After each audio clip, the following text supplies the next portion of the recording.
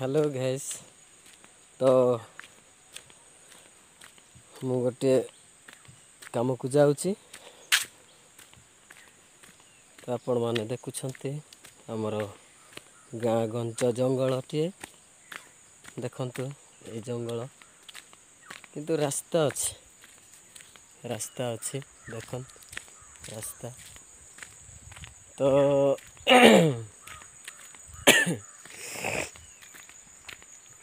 ए रास्तार आपण मैंने गोटे दिन आसतु आ देखु आमर रास्ता केमितिया रास्ता। तो आपण मैंने खुशी अच्छा मु जाने विशेषकर आम गाँ केमिति आउ कौन चली केमिति अच्छंती समस्ते ताहा आपण मानक मु पर देखेबी। तो ये देखंतु मु गोटे आपण मानक ब्लॉग बने आपण मानक देखाइबा पई चाहूँगी।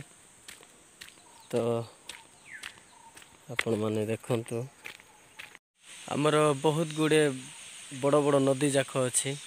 तो आपण माने देखुछंती ए नदी को देखंतु एटा नदी झरणा पहाड़ पहाड़ रु झरणा आसुची सेटा नदी हो जाउची। तो एंती बहुत बड़ बड़ माने नदी अच्छी। तो आपण मानक मु देखेबी से नदी वर्तमान एबे देखेबी। तो देखंतु एमितिया माटी रास्ता अच्छी। आउ मु वर्तमान गोटे जगह को जाऊँगी। आउ से जगह को मु जाकि आपण मानक देखेबी। ए जगह किए देखी थिले कि आपण माने जदि देखी छंती मते कमेंट भाव में कहिबे। ये देखंतु आउ आपण माने देखबा पई चाहू छंती।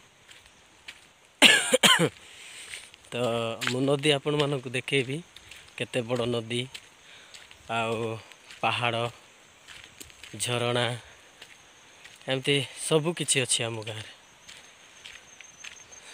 आउ देखंतु मु वर्तमान आज पहुँची जाइछि। मु गोटे जगह को जाइथिले आ से जगह रे मु गोटे सप्ताह रही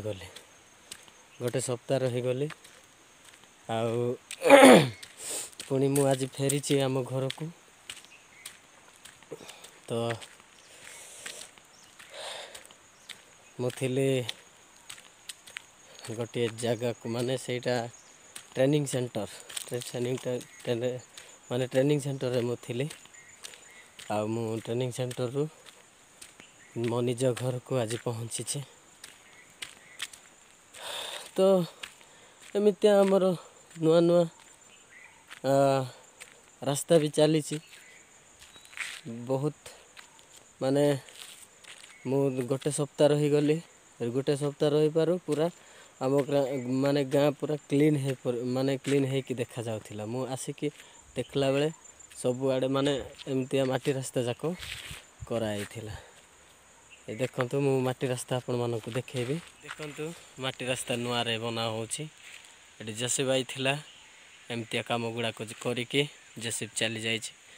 तो एमती ए गछ जाक तेंतुल गछ भांगी देकी एडे माने एमतिया रास्ता भी नथिला। एटा नुआ रे रास्ता बना आइछि नुआ रे बनै देले।